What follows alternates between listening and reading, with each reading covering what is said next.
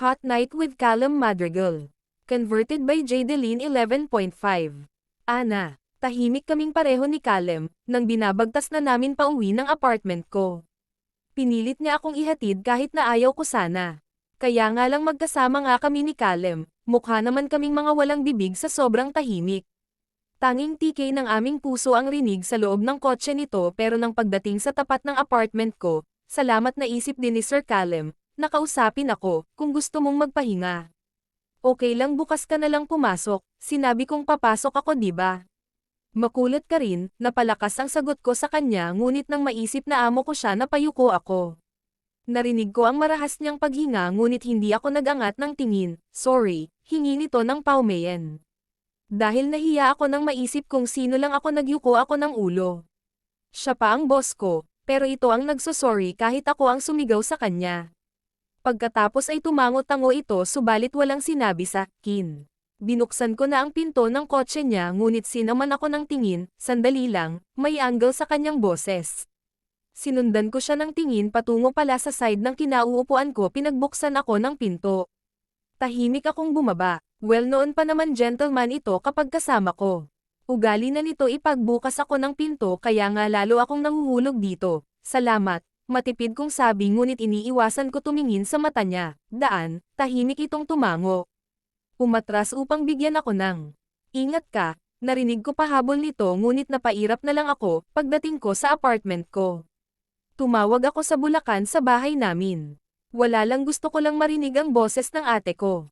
Si Ate Sirena, hello Ana, nasa boses ni Ate Sirena na parang excited. Ate, kay kumusta? Napalunok ako dahil may bumukig sa lalamunan ko kaya hindi na ulit ako nagsalita. Umiiyak ka ba? Wika nito, no, hindi Ate may sipon ako. Sira kasi electric fan ko. Natuyuan ako ng pawis kaya ito sinipon ako, iyan na nga sinasabi kong luma na ang electric fan mo nang pagdalaw ko nakaraan buwan dyan sa, Ngunit ayaw mo pang palitan tigas ng ulo mo, may pera ka naman at, wag mo na ako alalahanin malakas pa naman ang salon. Aniya. Pinaloob ko ang buong labi ko sa bibig ko upang mapigilan ang panyales ng aking hikbi. Gusto ko sanang magsumbong kay ate ngunit nahihiya ako. Pinagsabihan niya kasi ako na iwasan ko ang boss ko kasi na-confess ko sa kanya na lihim ko ito minamahal. Sabi pa ni ate hanap na lang ako ng ibang trabaho na mahigpit lang akong tumutol. Kahit nga ang kaibigan kong si Russell, nakapitbahay din namin sa Bulacan. Ipapasok daw ako sa company ng asawa niya kasi hindi naman nalalayo sa business ng asawa nito ang Madrigal Builders Corporation. Architecture firm sa asawa ni Russell, at si Boss Callum kasi ay construction company. Matalik din na magkaibigan ng asawa nito at si Sir Callum. Sadya nga mapagbiro ang tadhana. Kasi noong una hindi namin alam na magkaibigan ang amo ko at asawa ng best friend kong si Russell. Nitong mga huli lang nalaman kasi one time nag-overtime ako sakto pa uwi ako ng deresto ng Bulacan. Kaka-out ko pa lang sa office nagpresenta si Sir Callum na ihatid ako kasi gabi na noon. Ayaw ko noong una ngunit mapilit ito pumayag ako, nagkagulatan si Russell at Callum. Pagdating ko ng bahay naroon din si Russell, bisita ni ate. Doon ko nalaman na matalik na magkaibigan si Sir Callum at asawa ng best friend kong si Russell. Kaya naman ayaw ko kasi matalik na magkaibigan ng asawa nito at si Callum. Di same pa rin makikita ko sa company ng asawa niya si Boss, hello Ana Feji, tinawag na ako sa buhok pangalan ni ate. Ate narito pa ako, kala ko kung ano na. Basta palitan mo iyang bulok mong electric fan alam mo mabilis kang sipunin kapag natuyuan ng pawis nagpapabeya ka, napangiti ako. Thankful talaga ako rito sa ate ko. Ito ang tumayong tatay at nanay sa akin simula nang maulila kami sa magulang. Ginawa nitong araw ang gabi para lang makakain kami ng masarap na pagkain. Pinag-aral ako nito na hindi man sa private school ngunit nibibili nito ang mga kailangan ko. Mataray lang ito tingnan pero kapag nakilala mo ito ng husto. Si Ate Sirena ang kaibigan na ipaglalaban ka at dadamayan sa oras na kagipitan, ate mahal po kita, wika ko, TSS ano ito Ana Feji. May problema ka ba, Aniya? Tiyak kung nasa harapan ako nito pinaningkitan na ako nito ng mata, ate naman naglalambing lang po panira ka, siguraduhin mo lang makukurot ko talaga, yang tinghil mo kahit matanda ka na. Napangiti ako at least kahit paano nabawasan ang bigat ng dibdib ko nang marinig ko ang maingay kong ate. Matamlay ako pagdating sa office at napansin iyon ng office mate ko at kaibigan kong si Rina. Sakto kasi pagdating ko sa lobby galing din ito sa labas, hoy. Parang wala kang nakita ah. Aniya pabiro akong siniko sa tagiliran, may naalala lang ako. Nag-lunch ka sa labas, wika ko at humarap sa kanya, pinagmasdan ako nito na sa mata niya hindi kumbinsido sa aking alibay. Umismed pa sa akin sabay irap pa, magkaiba kaming floor kasi sa admin siya.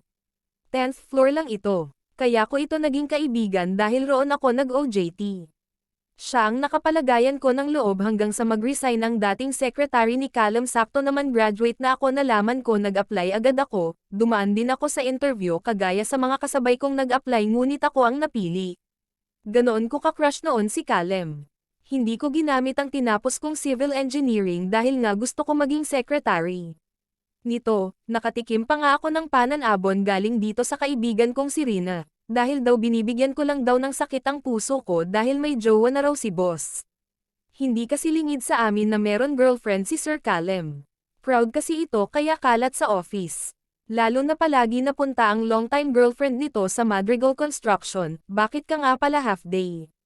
Tsaka si boss hindi pumasok. Coincidence pa. Aniya tumitig sa mukha ko, umilap ang mata ko kasi uminit ang pisngi ko kahit wala naman meaning ang sinabi nito.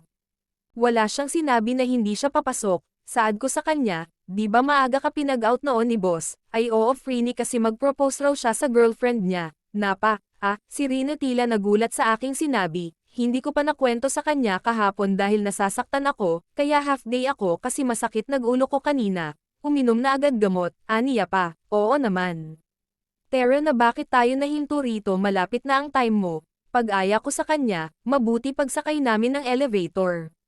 May kasabayan kami kaya natigil si Rina mag-interview sa akin. Wala pa akong lakas loob na sabihin sa kanya ang tungkol sa nangyari kagabi sa pagitan namin ni Callum. Sigurado kasi apaw ang sermon nito sa akin, Leon nga lang na alam nito, until now nasa puso ko pa si Callum. Madalas niya akong pagsabihang martir ako. Nauna si Rina sa akin makarating sa office dahil 10th floor lang naman ang office ng kaibigan ko samantala ako sa 16th floor pa. Pagkadating sa table ko umupo muna ako bago ko umpisahan ang ginagawa ko. Nang nag-vibrate ang phone ko ngunit hindi ko pinagkaabalahan silipin dahil nagpa siya na akong mag-umpisa magtrabaho. Hindi pa nga umiinit ang pang-upo ko nagring ang telephone sa office, Madrigal Builders Corporation. Hey bakit hindi mo ako nare-replay? So si Callum pala ang nagti-text, I've been texting for a while now. Ni isa wala kang sagot, pasensya na boss naka-silent mode ang phone ko at busy na ako kaya hindi ko napansin. His breathing caught my attention. But I ignored it. Bakit po pala Sir Callum? Usisa ako. Kung anong sadya niya sa akin bakit tumawag pa sa telepono, I just want to make sure you're okay. Ayos lang naman ako, sabi ko nga. Ibaba ko na itong tawag. Bye Ana, Aniya. Pagkatapos tumawag ni Callum, natigil muna ako sa ginagawa ko. Haze hirap spellingin ni boss. Malapit na ang uwian nang magulat ako sa nakatayong si Callum sa harapan ng table ko, Sir. Kanina ka pa, nataranta kong sabi. Paano ba naman ang tiin ng titig nito sa akin? Balak mo ba magpakapagod?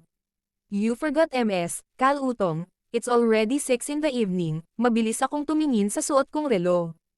Oo nga no, masyado ko naman seneryoso ang trabaho ko, let's go. Ani nito tinalikuran na ako. Mabilis na lang ako nagligpit ng gamit at nang ma-check ang buong area walang dekuryente na kasaksak. Dali-dali ko sinukbit ang shoulder bag ko at lakad takbo hinabol ito. Nakahalukip-kip ito sa labas ng elevator ng abutan ko. Seryoso ngunit hindi naman nakasimangot. Sa employee elevator kami sumakay siya pa talaga nag-adjust. Dapat lang din. Hindi ko naman din sinabi sa kanya na puntahan niya ako rito. Nang nasa loob na kami ng elevator pakiramdaman ulit kami. Wala itong imik ganon din ako. Hanggang sa dumating na lang. 3/4, kami sa parking lot tahimik lang kami pareho. Hindi ako nakatiis, boss bakit pala nagpunta ka rito? May inaasikaso ako malapit dito sa office. Nakasalubong ko si Rina. Tinanong ko kung nag-out ka na sabi hindi na andito ka pa raw kaya umakyat na ako. Kaya po pala, nakarating kami sa kotse nito binuksan ng tabi ng driver seat. Salamat Sir Callum. Hindi sumagot umikot na lang sa kabila sa driver side. Kain muna tayo. Wika nito nang mag-umpisa magpatakbo. Gusto ko nang umuwi Sir Callum. Next time na lang po masakit kasi ang ulo ko. Pagsisinungaling ko pero ang totoo iniiwasan ko lang siya. Mabilis itong lumingon sa akin nag-aalala. Nag-take ka na ng meds, aniya. Gusto ko sanang kiligin sa concern niyang iyon sa akin. Ngunit ayaw kong paasahin ang sarili ko. Tapos na thank you sir. Sinamahan ko ng ngiti. I told you, huwag ka nang pumasok kanina. Panipi. Ayan naman Sir Callum. Ulit-ulit tayo. Lihim kong sinilip sa lubong ang kilay ng boss ko. Ayan tulay hanggang makarating ako sa apartment bad mood na si Callum. Aba bahala siya basta ginagawa ko ang sa tingin ko ay tama. Nang maayos may parada ang kotse nito mabilis akong lumabas hindi ko na inantay na makababa ito. Narinig ko pa ang angle sa boses nito hindi lang ako nagpatinag, bye sir ingat po kayo, iyon lang at tuloy-tuloy akong lumakad patungo sa apartment ko. Please like and subscribe for episode 4, brought to you by Jaydeline 11.5.